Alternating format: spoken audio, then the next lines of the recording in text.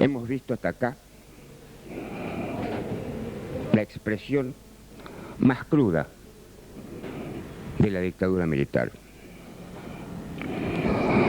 Como símbolo de esto que vimos, empieza el fuego que quema todo, el fuego que elimina todo lo que la dictadura quisiera que se eliminara, que elimina todo aquello que la dictadura pensaba que podía estar en su contra. El fuego que vemos aquí es la Inquisición de la modernidad. Argentina vivió precisamente la Inquisición de la modernidad, no solo con el fuego, sino con los verdugos, con los muertos, con los desaparecidos. Todo eso vimos a través de las imágenes que recién pasaron. ¿Qué viene, Claudia? El próximo bloque, que empezará a continuación, tiene imágenes especialmente referidas a la implantación de este modelo económico que produjo un cambio estructural en la historia de la economía argentina. Y quisiéramos que prestaran atención especialmente a los testimonios del exministro José Alfredo Martínez de Hoz, para tratar de interpretar juntos no solo los alcances que tuvo este plan económico, sino su verdadera proyección hasta el presente.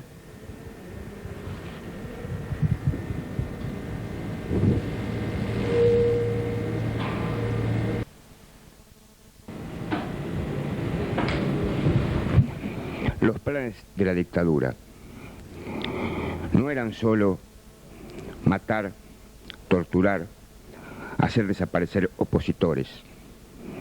Eran también, y esencialmente quizás, crear las condiciones para el modelo económico que hoy padecemos los argentinos. Ya lo vieron a Martínez de Hoz, hablando con fruición de la reforma del Estado, de las privatizaciones, de la apertura de la economía, de la estabilidad. Todo eso fue llevado adelante luego por Menem y Cavallo, que dicho sea de paso, lo recordarán, estatizó la deuda externa. Gracias a todo ello hoy no hay industria, gracias a todo ello, entre otras cosas, y por qué no decirlo una vez más, a la estabilidad, hoy la desocupación es creciente y angustiante. Esos fueron los planes, ese fue el camino para que hoy se aplicara esto que hoy se está aplicando. Pero aquella dictadura terminó con Malvinas, ¿lo recuerdan? Lo vieron recién. Y vino la democracia, vino la esperanza, vino el juicio a las juntas de comandantes, vino la condena a las juntas de comandantes, pero vino después el punto final, la obediencia debida y finalmente durante el gobierno del presidente Menem el indulto. Cayeron aquellas esperanzas y hoy solo queda en el ánimo de mucha gente ver de qué manera los asesinos no andan sueltos junto con nosotros, los ciudadanos honestos. Claudia. El bloque que compartiremos con ustedes a continuación es el último de este programa especial que dimos en llamar 24 años. En él abordamos lo que fue la estructuración de la dictadura en nuestra región. Ustedes recordarán que en este sentido el segundo comando de ejército fue el epicentro de todas las acciones del terrorismo de Estado, que tenían en la jefatura de policía de la ciudad de Rosario uno de los centros clandestinos más nombrado en los testimonios de los sobrevivientes. En la jefatura, se encontraba Fesed, el comandante de gendarmería, un asesino confeso y muy cruel, y toda su patota, entre ellos Lofiego, etc. Esa jefatura tenía un capellán, y el capellán, todos sabemos quién fue, es una figura harto conocida por esta ciudad y por todos nosotros. Queremos además pedirles que presten especial atención a dos testimonios muy importantes, uno de ellos muy nuevo para la ciudad de Casilda, que es el de la doctora Olga Cabrera Hansen. Y por último, la doctora Matilde Bruera daría a conocer en todo caso lo que será el futuro de esta denuncia que venimos llevando adelante los organismos defensores de los derechos humanos hace ya 5 años.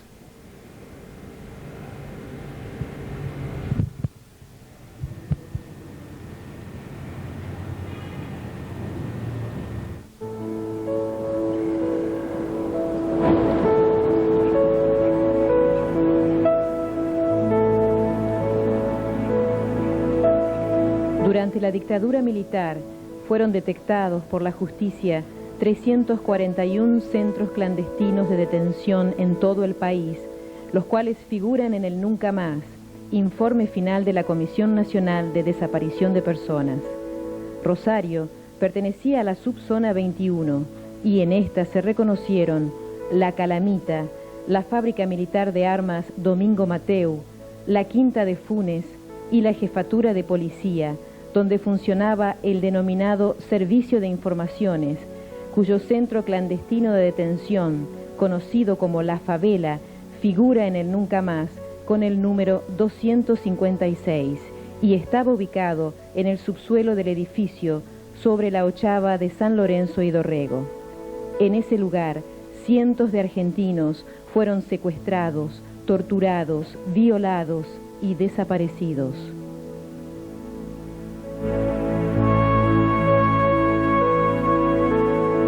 En el edificio de jefatura de Rosario funcionó en la época de la dictadura y aún antes del golpe militar un centro clandestino de detención de detenidos políticos que era conocido como La Favela. Este centro de detención está ubicado en el entrepiso de la División de Informaciones de la Jefatura. Este centro, entre todos los centros clandestinos que hubo en la ciudad de Rosario, tuvo la importancia, la trágica importancia de que era un centro de distribución de detenidos. Generalmente las personas privadas de libertad, secuestradas, ingresaban por este centro, eran interrogadas con los métodos bárbaros que conocemos, torturados, mortificados, violados, vejados, etc. Y luego interrogados, y luego eran distribuidos en distintos centros clandestinos de detención que funcionaron en la ciudad de Rosario. Engranaje local, digamos, PC, al mando de la jefatura, dependiente del segundo cuerpo, por supuesto. Todas las fuerzas de seguridad concentradas, en este caso bajo la dirección del ejército. Él respondía al segundo cuerpo. Díaz Besones primero, Galtieri después, Jauregui, etc., los distintos jefes del segundo cuerpo. Y mano derecha de FC, Lofiego, un psicópata. En la nómina de los involucrados, responsables en tal represión, partícipes y o encubridores, según los casos, figuran, entre otros, los comandantes del segundo cuerpo de ejército, generales Díaz Besone y Galtieri, comandante de Gendarmería Carlos Agustín Fesed, jefe de la Unidad Regional 2, y el capellán de la jefatura, Eugenio II Citelli, hijo de Casilda, y más conocido actualmente por Monseñor Citelli, a partir de la distinción honorífica otorgada desde el Vaticano por el Papa Juan Pablo II en el año 1999.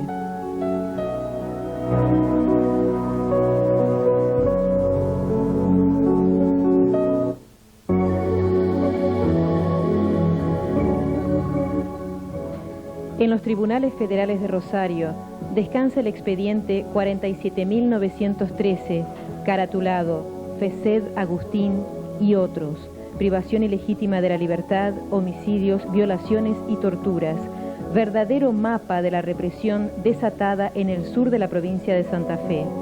La causa, resumida en 49 tomos, fue iniciada el 28 de abril de 1983 por el Consejo Supremo de las Fuerzas Armadas, a raíz de la denuncia que presentaron María Inés de Betanín y su suegra, Elba Ferraro de Betanín. Allí constan los testimonios de María Inés referidos a su entrevista con el capellán Citelli.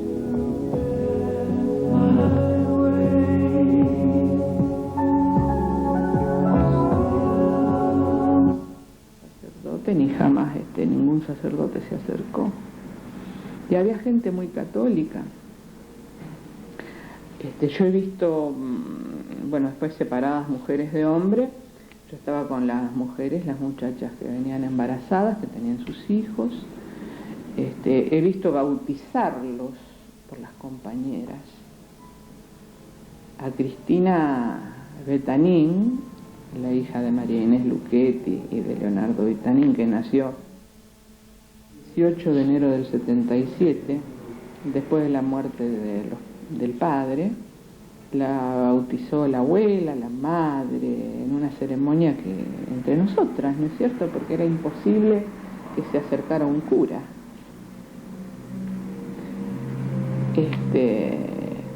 Y gente que lo necesitaba, habían perdido a sus hijos, a sus familiares, habían sido torturados. Hasta que las presiones, que más o menos es a mediados del 77, un poquito más, antes del traslado masivo, de tanto en tanto había traslado, ¿no es cierto? Pero te hablo de las mujeres, a Villa Devoto, que se hizo en septiembre del 77, se informa que se podía, las que estuvieran de acuerdo, iban a ser recibidas por el sacerdote, por este cura, que se llamaba Citelli. Yo, sinceramente no fui, pero las compañeras poco menos que hacían cola para ir a hablar con él, fundamentalmente, sí, porque eran devotas, porque realmente iban a buscar a confesarse, a buscar, me imagino, lo que tendría que dar todo pastor, digamos, consuelo, apoyo, compartir las penas, no sé. Y encontraron este personaje que todas cuando venían relataban lo siguiente, que él escuchaba pasivamente, se justificaba de no haber venido. Las compañeras me acuerdo que le relataban que, qué sé yo, que al yerno, que al hijo le habían cortado un pedacito, como más o menos que había muerto en la tortura, que fulano había asesinado a tal, que a cual, que la picana, que... Y él dice, bueno, pero que todo eso era, en realidad, pensaba que eran puntos de vista, porque en verdad todos esos métodos eran los como aceptables, digamos, como para obtener información. Es decir, que era así.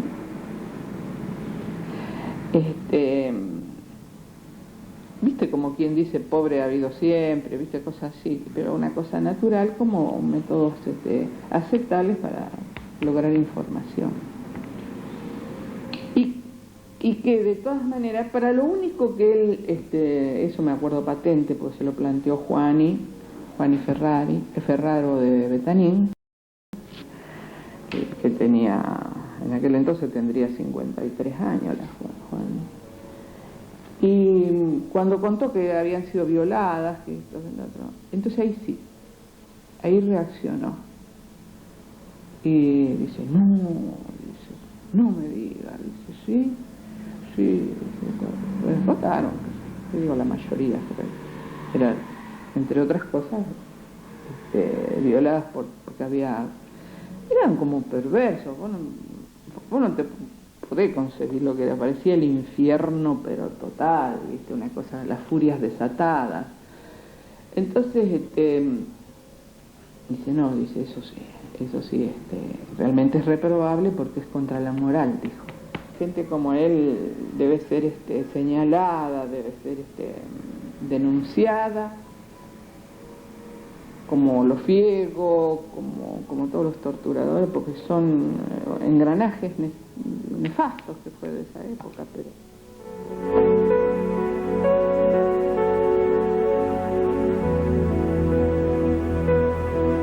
Pero el cura no vio, no escuchó, no denunció y continúa sosteniendo además que la represión nunca existió.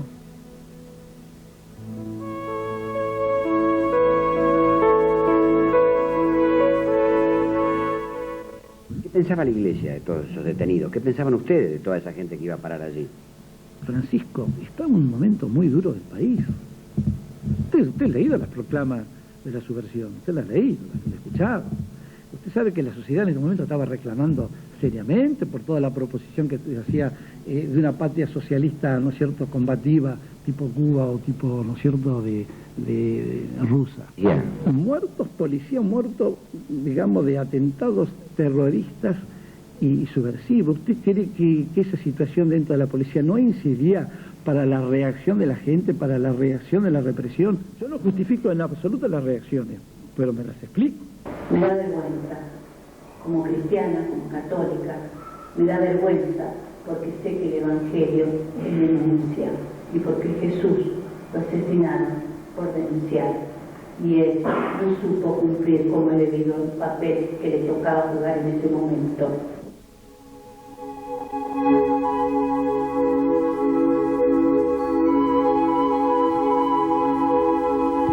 El jueves 12 de agosto de 1999, después de varios años de denuncia con sus actividades alusivas, actos, publicaciones, etc., los organismos defensores de los derechos humanos, organizaciones sociales y políticas de Rosario, Casilda y zona de influencia realizaron un escrache, modalidad de condena social contra la impunidad que hace pie en las leyes que propician el olvido y la indiferencia. Bajo la consigna "Si no hay justicia, hay escrache", marcharon por las calles de Casilda cientos de ciudadanos al son de los cánticos alegóricos de la ocasión, portando pancartas, carteles y fotos. Con ellos marchó también Gladys Bracaccini, madre de un desaparecido de nuestra ciudad, Eduardo Bracaccini. Los manifestantes se concentraron frente a la iglesia mayor de Casilda, San Pedro Apóstol, donde Citelli cumple las funciones de cura párroco y habita la casa parroquial. En el año 1995 ya se habían reunido 600 firmas repudiando la permanencia de Citelli como cabeza visible de la Iglesia Católica y su presencia en los actos oficiales junto a las autoridades democráticamente elegidas. El escrache se nacionalizó, como ya había ocurrido con la denuncia de las actividades del presbítero durante la dictadura, cuando el reconocido historiador y escritor Osvaldo Bayer publicó una contratapa el 7 de octubre del 95 en un diario de tirada nacional referido a ese tema y a su colega de bragado Christian von Wernick.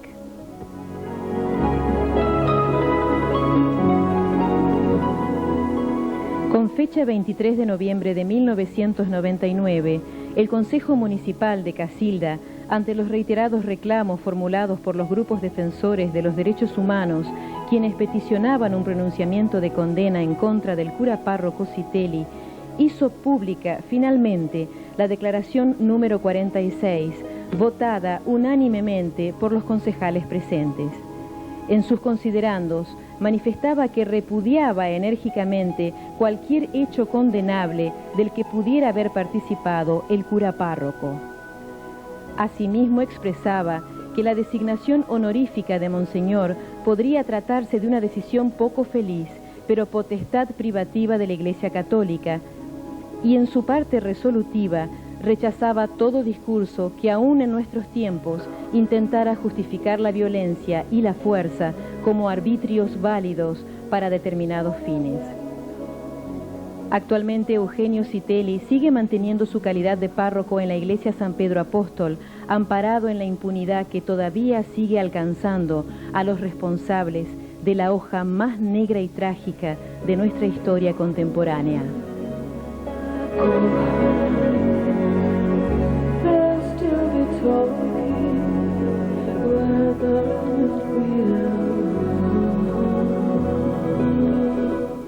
Pero los procedimientos judiciales no se han detenido. Hoy siguen tras la búsqueda de la verdad histórica para saber qué fue de los desaparecidos y dónde están los restos de los muertos. En este marco, ¿será posible citar a Citelli para que diga lo que sabe? Sí, por supuesto, está previsto que Citelli sea citado como testigo en las causas de la búsqueda de la verdad e incluso citado en la calidad que corresponda en el momento que se abra alguna causa penal. Si es que se abre alguna causa penal y si es que corresponde citarla.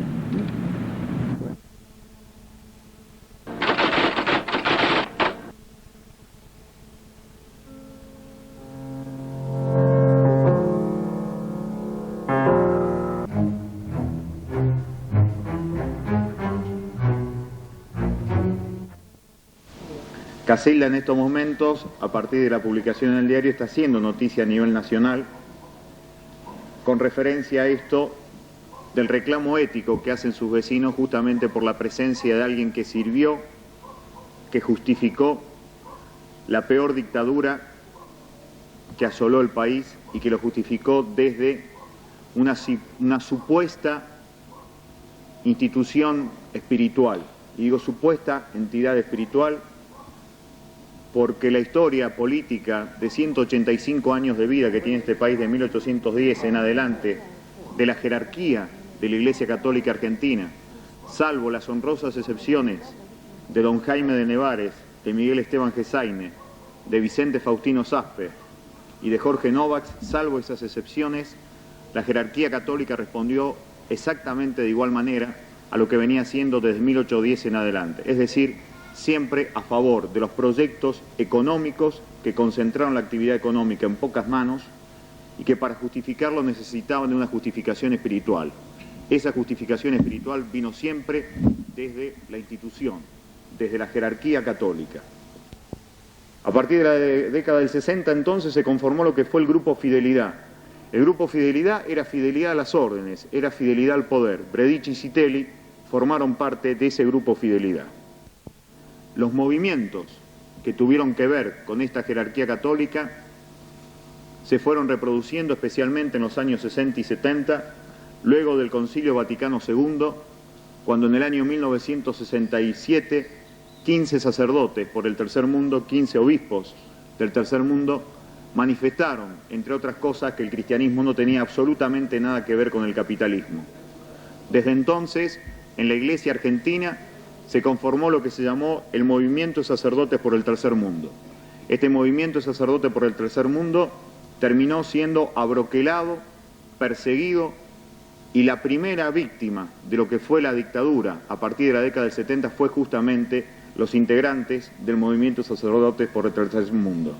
Aquí en Rosario, en 1972, hubo 4 detenidos: el padre Ferrari, el padre García, el padre Juan Carlos Arroyo y el propio Santiago Maguay, que está aquí presente.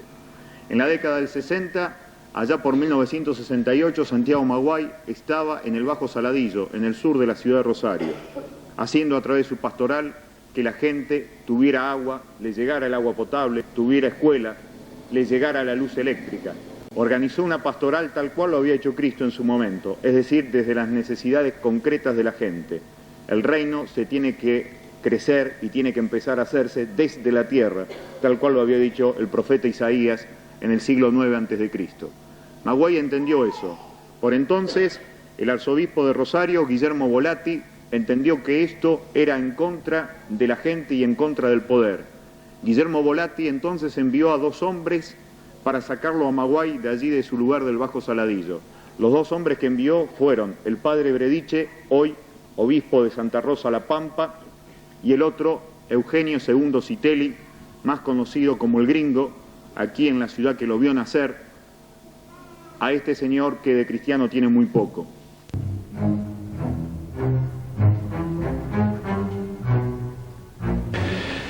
El sacerdote Eugenio Citelli ha sido reiteradamente denunciado por publicaciones, organismos de derechos humanos y distintos medios de comunicación, en razón de haber ocupado el cargo de capellán de la policía de Rosario, cuando en épocas de la dictadura militar ejerció el cargo de jefe de la misma el comandante de gendarmería Augusto Fesset, uno de los más duros represores de ese régimen. Pero tengo voz suficiente yo como para hablar con una palabra muy sonora como podría ser Roma. Citelli, por ejemplo. ¿Qué pecados cometió Casilla para merecer a un tal sacerdote Eugenio Citelli en la parroquia? El centro de la represión de la corrupción, del florecimiento de los derechos humanos. Pero es insoportable. ¿Cuándo lo conozco entonces? En el seminario es una etapa angelical de un gringo que jugaba muy mal al fútbol, por ejemplo, y eso no lo dice todo, ni mucho menos. Lo grave es que va dando paso por paso de vecino y partícipe del mismo movimiento de curas que se puede llamar un renunciante, no al sacerdocio, sino al puesto que desempeñaba, a la contra. Porque ya estaba en traición junto con Brediche, traicionándonos a Arroyo, a Muré, que en paz descanse, a Espreselo, a García y compañía, vendiéndonos a la policía.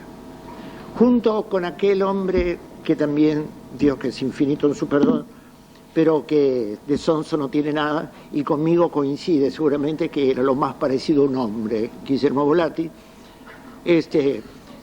colaboró para la regresión de la Iglesia, que en ese momento era la Iglesia del Concilio Ecuménico y no ponía en práctica de ahí vino el enojo, no gana de disparar o no hacer nada, gana de trabajar pero en comunión con el obispo, que eso es Iglesia. Yo soy un hombre libre. ¿Por qué? Porque estoy fuera del poder, cuanto más lejos. Todos en distintos grados tienen poder. Citelli tiene poder. Entonces es esclavo del poder. Es un corrupto del poder. Es corrupto poderosamente, pero el que tiene mucho poder es corrupto, absolutamente corrupto. La Iglesia no es testimonio de Iglesia voluntariamente pobre al servicio de los oprimidos. Yo tengo la suerte, y esto puede desorientar a alguno, que soy un hombre de profundísima fe, de muchísima fe, inmerecidamente tenida esta fe, que la he heredado de mi padre, de mi madre, y de la formación y ejemplo de algunos sacerdotes. Si a mí el cristianismo no me ayuda a ser mejor hombre, auténtico, con los pies bien puestos a la tierra, tendré que buscar el cristianismo, pero el cristianismo digo, no otra cosa, por otro lado.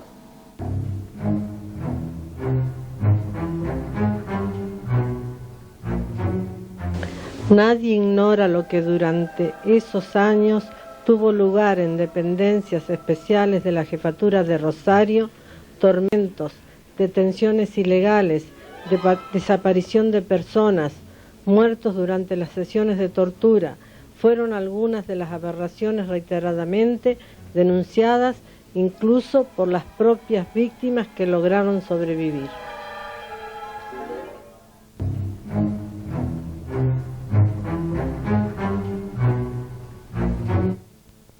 Y después viene la otra historia, la historia que habla de aquel que comenzó a ser el capellán de la Policía Provincial de Santa Fe en la Jefatura de Rosario, que es justamente Eugenio II Citelli.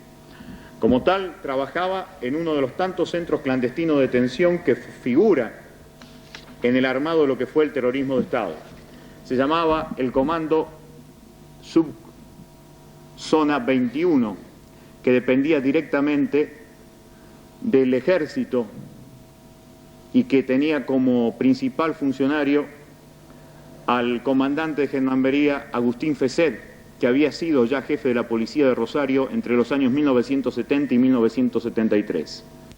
En este libro, que fue escrito por un militar que se fue, Federico Mittelbach, Informe sobre desaparecedores, se publica exactamente cómo funcionaban los centros clandestinos de detención en Rosario. Centros clandestinos que generalmente tenían como apoyo espiritual para los torturadores a sacerdotes, El sacerdote, uno de ellos, Héctor García, secretario en su momento de Guillermo Volatti, que no quiso recibir a 16 familiares desaparecidos, casi todos ellos integrantes de movimientos cristianos de base, allá por 1978. García los enviaba a hablar con Citelli y Citelli los enviaba a hablar con García, pero nunca le enviaba información directa a los familiares desaparecidos. Ese era un sacerdote que se decía cristiano, Héctor García. Mientras tanto, a Vicente Faustino Saspe, cada vez que llegaba a Coronda y por allí no podía ver a los presos políticos, Saspe se tenía que arrodillar frente a una de las tantas celdas de castigo, como se definían, eran todas de castigo, y cuando se arrodillaban los policías lo pateaban a Vicente Faustino Saspe. Los testimonios del ahora concejal Juan José Vitielo de la ciudad de Rosario, del señor Eduardo Seminara, jefe de información actualmente del Consejo Municipal de Rosario, confirman dos cosas. Primero, no solamente que Saspe recibía estos golpes de puntín de parte de la valiente Policía Provincial de Santa Fe, sino que también, entre otras cosas, Saspe por allí no podía ni siquiera ver a los presos. En muy contadas veces lo hizo, mientras tanto incluso a veces lo obligaban a desnudarse para poder presenciar los tormentos que recibían allí los presos en Coronda. Mientras tanto, había un hombre que entraba y salía como quería de Coronda, que era el padre Citelli. Padre Citelli entonces veía concretamente los resultados de los estragos físicos que producía la tortura. Insisto los testimonios por si a ustedes les queda alguna duda. Juan José Vitielo, actual concejal de la ciudad de Rosario. Su mujer, actualmente trabajando en el diario La Capital, le dijo a la Cámara Federal de Apelaciones, a través de distintos testimonios, que mientras la torturaban a ella, venía un padre y le decía, confesá, hija mía. El que le decía eso era el padre Citelli. Juan José Vitielo me declaró a mí, declaró lo mismo la mujer de Vitielo, que en varias oportunidades la indignación que tenía Citelli era que se enteraba que eran violadas las mujeres sistemáticamente por las bestias que actuaban allí en ese centro clandestino de detención de la subzona 21, en lo que fue el sótano de la jefatura de policía, lo que se denominó la favela. En un lugar de 8 metros por 8 metros, allí estaban apiñadas 40 personas que eran sometidas a los más salvajes vejámenes, entre otras cosas, violaciones sistemáticas. Citelli le manifestó alguna vez a Vitielo y a la misma mujer de Vitielo que a lo que él le indignaba era la práctica de la violación sexual, como si eso hubiera sido peor o más indignante que la tortura física y violenta que tenían los cuerpos, todos los que estaban allí en la jefatura de policía. Fíjense qué criterio extraño de indignación que tenía este hombre, que era, por otra parte, capellán de la policía.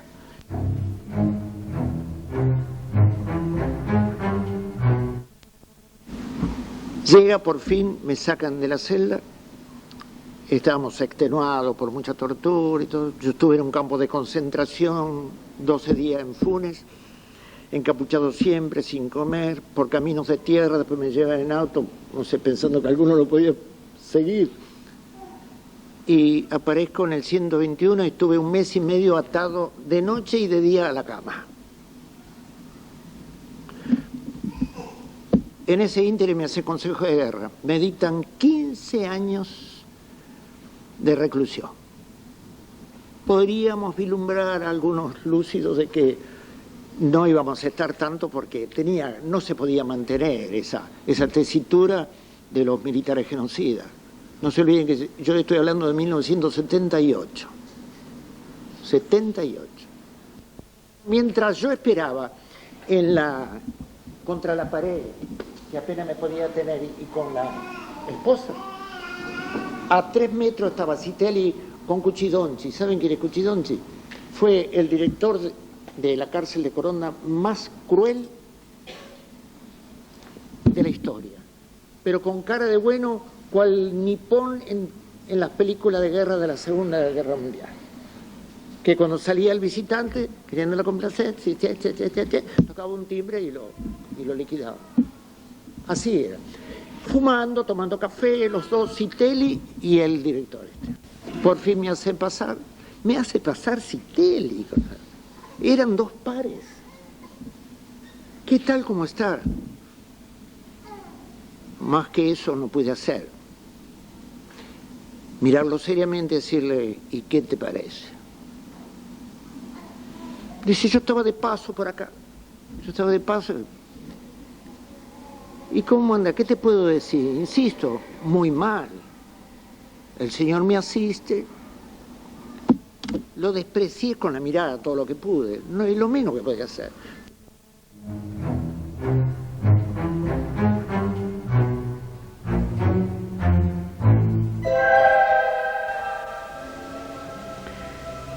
Quien fue capellán de la policía de Rosario mientras ello ocurría, el sacerdote Citelli, no ha sido capaz durante todos estos años de explicar de manera pública cuál fue su actitud personal y fundamentalmente como pastor ante esa espantosa realidad que se vivía en el ámbito en que él, a diario, ejercía su función.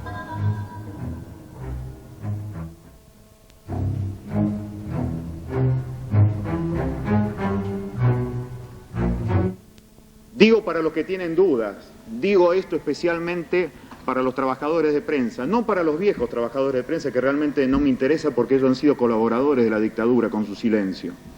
Digo para los nuevos trabajadores de prensa que basan su trabajo fundamentalmente en el respeto a la cuestión oral, a lo que dice la gente, a los testimonios.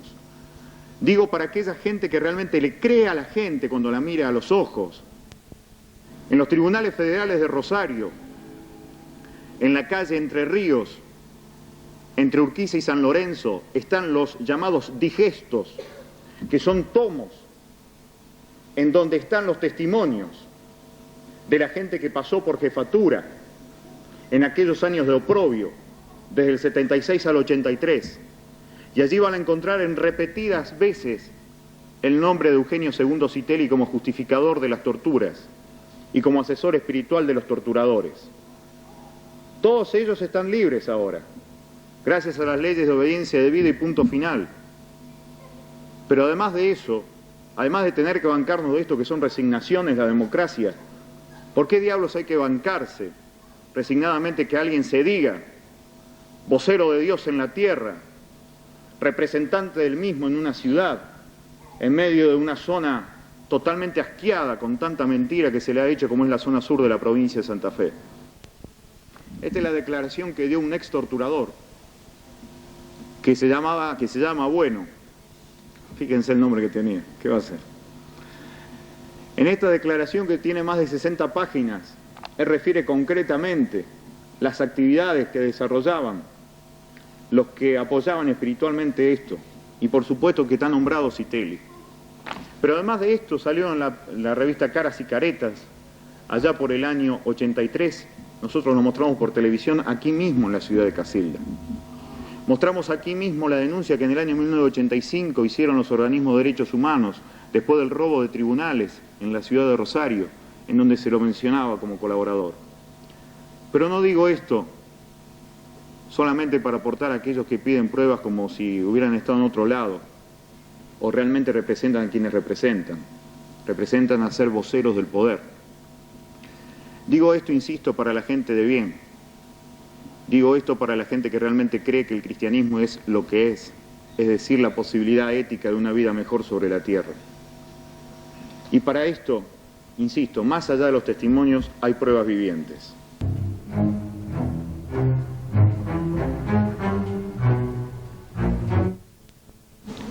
Después que hay pruebas sobradas de testigos directos de la complicación de Citelli en la tortura, y el obispo, que es un extraño por ahora, un porteño extraño, viene a decir, no hay pruebas suficientes. ¿Pero qué mierda estuvimos haciendo nosotros entonces? Y todos los demás, las personas lúcidas, los organismos de derechos humanos, para que venga un extraño y en cierta forma dé una palabra que da continuidad a la palabra de Monseñor Volatti. Pero eso es un retroceso, analícelo. Supóngase que venga la policía ahora y me diga, usted es fundamental que estaba invitado para acá. Sí, señor, usted es Carlos del Frasi, vengan los dos con nosotros. No, comisario, usted se equivocó, el reo está allá. en la iglesia, no nosotros. Mañana, sea lo que fuere, entraré por la puerta de proveedores de calle España, casi Córdoba, para estar con el señor arzobispo de Rosario y sumarme a los casildenses que piden la exclusión de Citelli. Ya hay demasiados elementos, que no me venga este buen hombre diciendo que lo que se dice no ha sido en forma alguna suficientemente probado. Sigan hojeando y escuchando la voz. Esto es parte, vienen todos los viernes. Ténganlo para consulta, aunque sea dentro de unos cuantos años, pero vale la pena refrescar. No le tengan miedo hasta recorrer. Algunos dice, digo, ¿cómo nunca me preguntaste nada? Le digo a un familiar que estuvo ausente de acá. No quería molestar. A mí no me molesta que me hagan preguntas sobre torturas y todo eso. No, aparte porque las he superado. Pero se acabó el miedo. Y griten entonces con esta seda. Nunca, nunca, nunca más, nunca más, nunca más. Fui detenido en noviembre del 76. Salí en mayo del 77.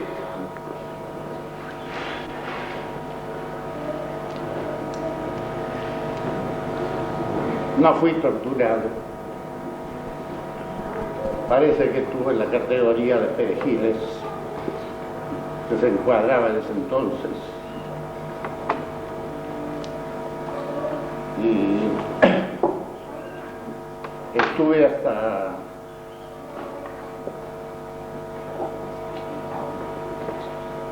el 6 de enero en Rosario.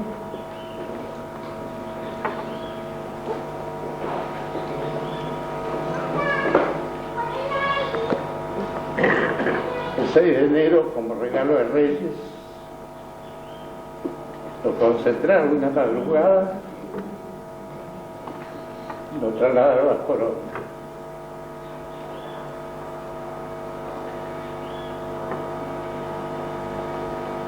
En los días apenas nos detuvieron, me detuvieron en la ruta acá. Fuimos en un entrepiso de la jefatura de Rosario, donde vendado 3 días, donde todas las noches era el show de la tortura. Era un entrepiso que salió a página 12 en su momento. Es correcto, la escalera. Tengo un montón de anécdotas. Yo me acuerdo la primera noche que estuve, éramos como 20 vendados ahí, y fueron bajando y torturando, y no sé por qué quedamos los 3 finales. El penúltimo,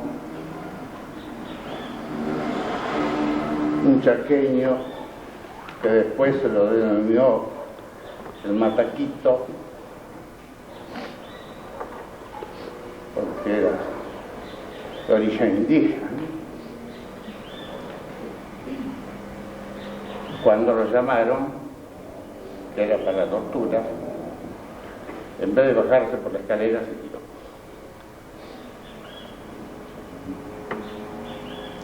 Así que quedamos 2 esa noche, no sé por qué, se terminaron de tomar mate, comieron y nos salvamos de la tortura.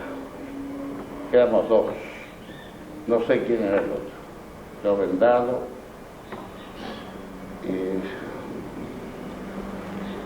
Eso era el periodo de prueba, de entrada, y después bajábamos al al sótano, que da sobre la calle Dorrego, y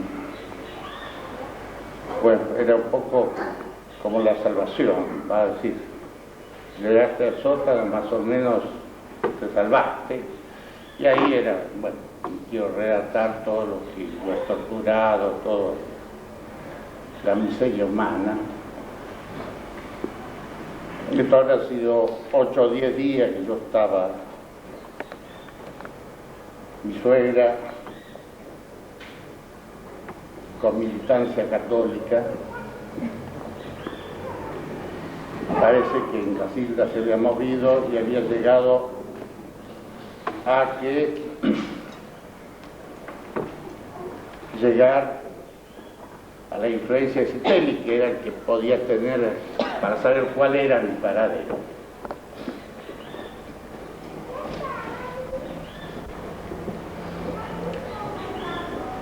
Lo normal era que cuando sacaba del sótano iba para arriba, iba para tortura, para investigación o para tortura, las dos cosas. Entonces un día me llaman, eso habrá sido 15 días, me llaman,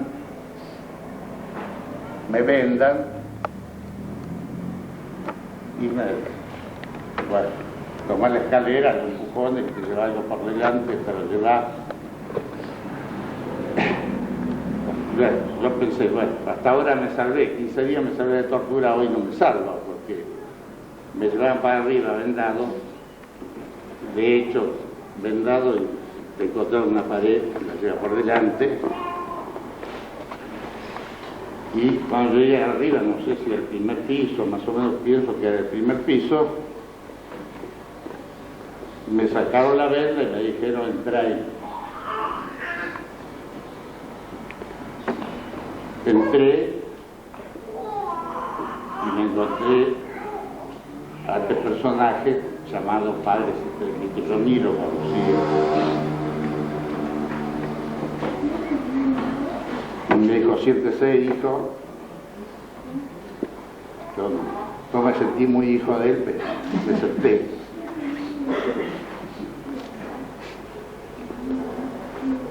Me explicó que las circunstancias eran muy duras, pero que aguantara, que esto era una cosa circunstancial en la vida no sé si era la república, de la patria o de la nación, no me acuerdo bien, que tratara de aguantar, que esto era circunstancial, que no iba a pasar nada, y que tratara de leer la Biblia. Yo le dije, mire, que voy a leer la Biblia, allá lo único que hay es tortura, palo y nada más, para que leer. Bueno, yo le voy a hacer llegar un ejemplar de la Biblia, cosa que nunca llegó, ni a mí ni a nadie. Eso es lo que puedo decir. Yo sé que lo vi en el primer, yo estaba en el sótano, yo estaba en el primer piso, y que me llevaron hasta él vendado, de la puerta,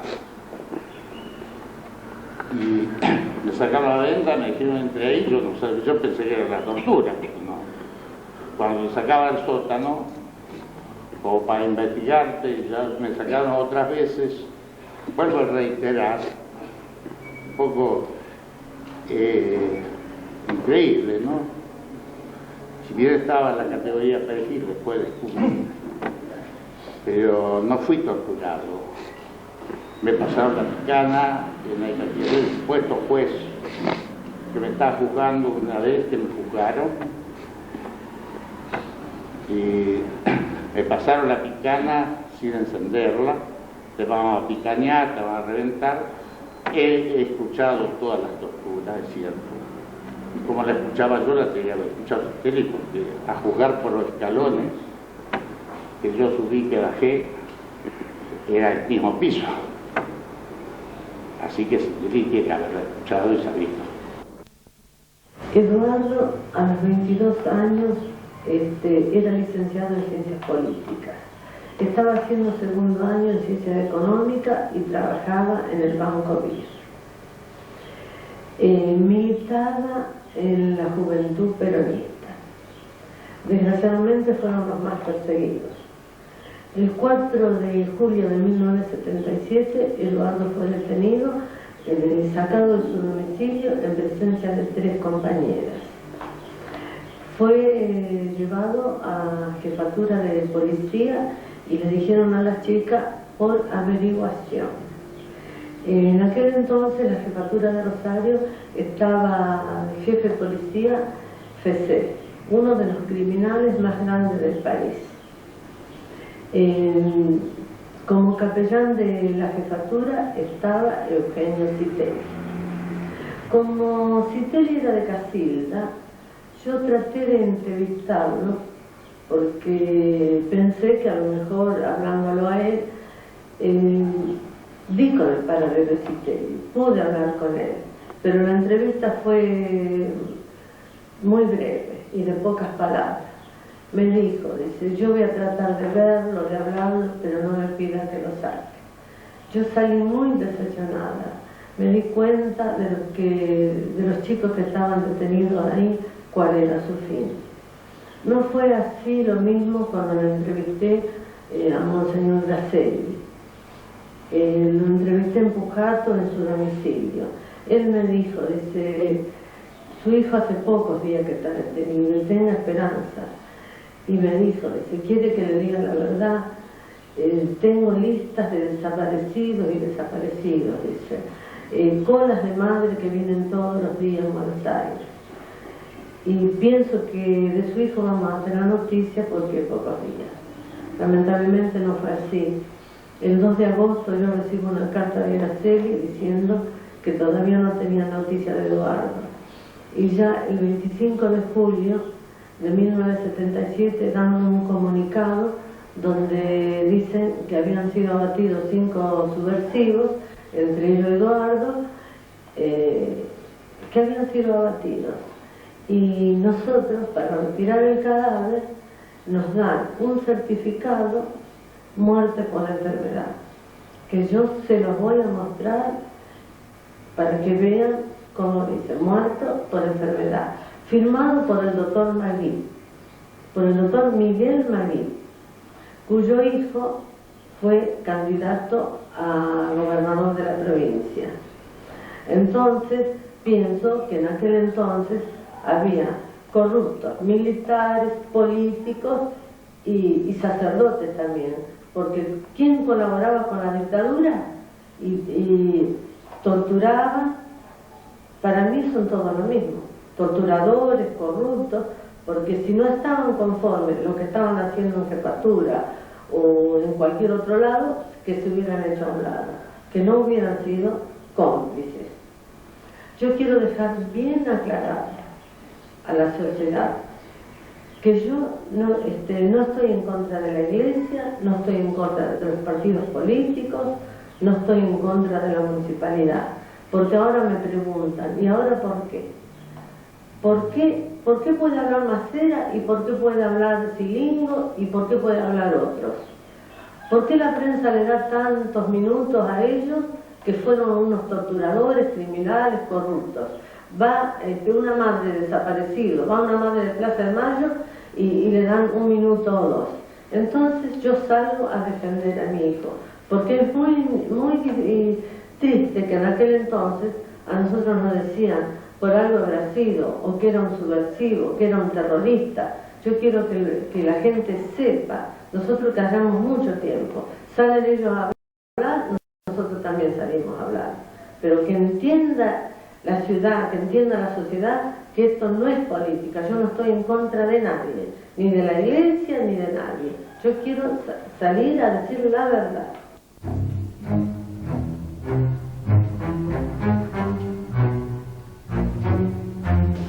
Por todo ello, hacemos público nuestro profundo desagrado por el mantenimiento del señor sacerdote Eugenio Citelli como cabeza visible de la Iglesia en Casilda, así como nuestro enérgico rechazo a su presencia en todo acto o acontecimiento cívico o popular de cualquier naturaleza, compartiendo celebraciones o conmemoraciones junto, en la mayoría de los casos, a las autoridades civiles que el pueblo elige en el marco del actual sistema democrático, que, con todas sus falencias, es infinitamente más justo, noble y humano que el que decía defender el comandante Feset cuando el sacerdote Citelli era el capellán de su policía.